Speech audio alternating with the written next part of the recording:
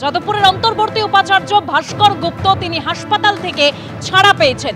গত 5 তারিখ তিনি হাসপাতালে ভর্তি হয়েছিলেন এবং আমরা জানি গতকালই তার বয়ানও রেকর্ড করা হয়েছে। তবে এবার যে প্রশ্নগুলো সামনে আসছে যে কবে ক্যাম্পাসে যাবেন ভারপ্রাপ্ত উপাচার্য ভাস্কর গুপ্ত, তাহলে কি এবার যাদবপুরের জট কাটবে? গতকাল অন্তর্বর্তী উপাচার্য ভাস্কর গুপ্তর বয়ান রেকর্ড হয়েছে। আরো বিস্তারিত জানবো আমাদের প্রতিনিধি অরিত্রিক ভট্টাচার্যের কাছ থেকে। অরিত্রিক, তাকে কিছুক্ষণ আগে ছাড়া হয়েছে যে বেসরকারি হাসপাতালে তিনি ভর্তি ছিলেন। ভাস্কর গুপ্তকে ছাড়ার সময় কিন্তু চিকিৎসকরা যে ছাড়ার সময় যে নির্দেশিকা দিয়ে দেওয়া হয় সুস্থতার জন্য, সেখানে কিন্তু স্পষ্টভাবে বলা হয়েছে এই মুহূর্তে তাকে ছাড়া হয়েছে বটে, কিন্তু তার উদ্বেগজনিত যে পরিস্থিতি তৈরি হয়েছিল বা একেবারে অরিত্রিক, তুমি আমাদের সঙ্গে থাকো। একদম যে খবরের দিকে আমরা নজর রেখেছি, ভাস্কর গুপ্ত যাদবপুর বিশ্ববিদ্যালয়ের অন্তর্বর্তী উপাচার্য, তিনি হাসপাতাল থেকে ছাড়া পেয়েছেন 5 তারিখ। গত 5 তারিখ তিনি হাসপাতালে ভর্তি হয়েছিলেন এবং আমরা জানি গতকাল যাদবপুরের পড়ুয়ারা গিয়ে তার সঙ্গে দেখা করে আসেন। আর ইতিমধ্যে ইন্দ্রানুজের এফআইআর এর ভিত্তিতে তদন্তে তৎপর হয়েছে পুলিশ। গতকাল তার বয়ানও রেকর্ড করা হয়েছে। কিন্তু যে প্রশ্ন সামনে আসছে, তাহলে কি এবার যাদবপুরের জট কাটবে? কবে তিনি বিশ্ববিদ্যালয়ের ক্যাম্পাসে যাবেন? আমাদের প্রতিনিধি অরিত্রিক ভট্টাচার্য রয়েছেন আমাদের সঙ্গে। অরিত্রিক, তুমি যেরকম বলছিলে, হ্যাঁ দেখো, ক্যাম্পাসে তার পৌঁছলে কিন্তু বেশ কয়েকদিন সময় লাগবে এমনটাই কিন্তু মনে করা হচ্ছে।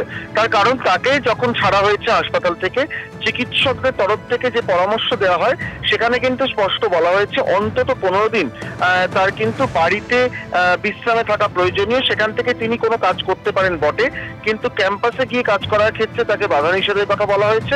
এমনকি কোনো রকম উদ্বেগজনক পরিস্থিতি তৈরি হতে পারে সেরকম পরিস্থিতি থেকেও তাকে দূরে থাকতে পরামর্শ দেওয়া হয়েছে। হাসপাতাল থেকে যখন ভাস্কর গুপ্তকে ছাড়া হয় তখন তার স্ত্রী ডক্টর কেয়া গুপ্ত তিনিও সঙ্গে ছিলেন। তিনিও কিন্তু আমাদের যেটা জানালেন, সংবাদ মাধ্যমকে যেটা জানালেন যে চিকিৎসকরা তাকে জানিয়েছেন এই বিশ্রামের কথা এবং সেই মতোই তারা আপাতত চলবেন এমনটাই সিদ্ধান্ত নিয়েছেন। তার ফলে তাকে ভাস্কর গুপ্তকে হাসপাতাল থেকে এই মুহূর্তে ছাড়া হলেও আপাতত কিন্তু কয়েকদিন তাকে বিশ্রামে থাকতে হবে এমনটাই কিন্তু মনে করা হচ্ছে এবং সেটা মোটামুটি প্রায় 2 সপ্তাহের মতন বিশ্রামের একটা পরিস্থিতি বা পরামর্শ দেওয়া হয়েছে চিকিৎসকদের তরফ থেকে। তবে তিনি বাড়িতে বসে কাজ করতে পারবেন। সেক্ষেত্রে গতকালকে আমরা যেটা দেখেছি হচ্ছে যে তার বয়ান রেকর্ড হয়েছে, তিনি কথা বলছেন। সেই জায়গা থেকে তিনি বাড়িতে বসে কতটা এই পরিস্থিতি সামাল দেওয়ার চেষ্টা করবেন সেটাই দেখার। কিন্তু যেহেতু তাকে কোনো রকম উদ্বেগ তৈরি হতে পারে এমন পরিস্থিতি থেকে দূরে থাকতে বলা হয়েছে, সেক্ষেত্রে ক্যাম্পাসে তিনি এই মুহূর্তে যাচ্ছেন সেই সম্ভাবনা কিন্তু কম। অন্তত 2 সপ্তাহ বাড়িতে থাকার পর চিকিৎসকরা সেই বিষয়ে তাদের পরবর্তী পরামর্শ জানাবেন এবং তারপরেই পরিবারের তরফ থেকে সিদ্ধান্ত নেওয়া হবে যে যাদবপুরের অন্তর্বর্তীকালীন উপাচার্য ভাস্কর গুপ্ত কবে থেকে যাদবপুর ইউনিভার্সিটি ক্যাম্পাসে আবার যাবেন। ধন্যবাদ অরিত্রিক।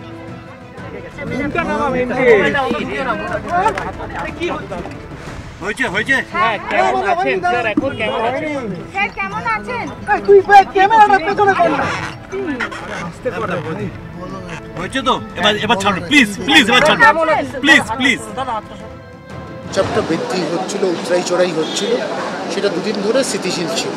সেই কারণে সিদ্ধান্ত নিলাম এখন বাড়ি যাক, ছুটি দেওয়া যাবে সেরকম অবস্থায় আছে এবং বাড়িতে গিয়ে 15 দিন বিশ্রাম, পূর্ণ বিশ্রাম, সম্পূর্ণভাবে বিশ্রাম নিতে হবে। তার এখন আবার বলা হয়েছে যেখানে কোনো উত্তেজনা হতে পারে সেই জায়গা থেকে যেন উনি বিরত থাকেন, অর্থাৎ আলোচনা, ছাত্রদের সাথে মিটিং, কোনো স্লোগান, এইসব জায়গা থেকে যেন উনি দূরে থাকেন।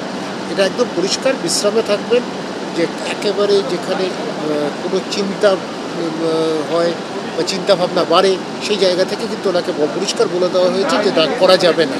ডাক্তারের পরিষ্কার বার্তা, আমারও স্পষ্ট বার্তা, যেটা যেন না হয়। কারণ ডক্টর ভাস্কর গুপ্ত ভিসি হতে পারে, উনি আমার রোগী, উনি আমার পেশেন্ট, আমার অধীনে ভর্তি ছিলেন আমরা ডক্টর অনিমেষ করে রাখেন। তো পরিষ্কার কথাগুলো বলে দেওয়া হয়েছে।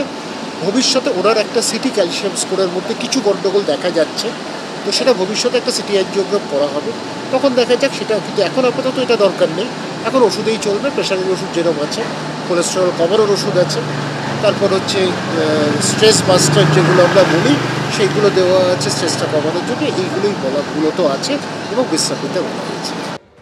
যাদবপুরের অন্তর্বর্তী উপাচার্য ভাস্কর গুপ্ত তিনি অসুস্থ হয়ে হাসপাতালে ভর্তি ছিলেন, আজ তিনি ছাড়া পেলেন। আর আমরা জানি গতকালই যাদবপুরের পড়ুয়ারা তারা ভাস্কর গুপ্তের সঙ্গে গিয়ে দেখা করে এসেছেন এবং তারা বলেছেন যে অ্যাডমিনিস্ট্রেটিভ বিষয়টি থমকে রয়েছে, কেউ কোনো সিদ্ধান্ত নিতে পারছেন না, ভাস্কর গুপ্ত তাড়াতাড়ি সুস্থ হয়ে উঠুন। কিন্তু এখনো পর্যন্ত যা জানা যাচ্ছে তিনি হাসপাতাল থেকে ছাড়া পেলেও এখনো তিনি ক্যাম্পাসে যাবেন না, বেশ কয়েকদিন তিনি বাড়িতেই থাকবেন।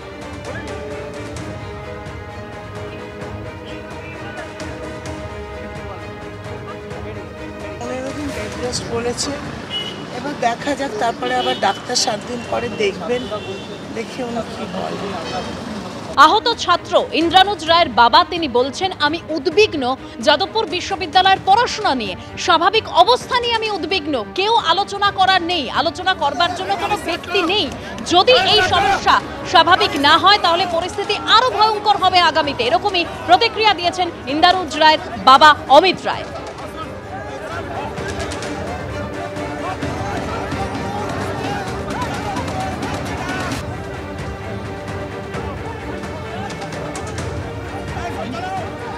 আমি উদ্বিগ্ন অনেক বেশি যে বিশ্ববিদ্যালয়ের পড়াশোনা, বিশ্ববিদ্যালয়ের স্বাভাবিক অবস্থা, ছেলে মেয়েগুলো, বাচ্চা ছেলে মেয়েগুলো, তাদের সঙ্গে কেউ আলাপ আলোচনা করছে না, আলোচনার দরজা খুলছে না। বিশ্ববিদ্যালয়ের ভাইস চ্যান্সেলর অসুস্থ হয়ে হসপিটালে ভর্তি আছেন, বিশ্ববিদ্যালয়ের দ্বিতীয় কোনো ব্যক্তি নেই যে ছাত্রছাত্রীদের সঙ্গে আলাপ আলোচনা করবে। এইটা হচ্ছে গিয়ে অনেক বেশি উদ্বেগের জায়গা।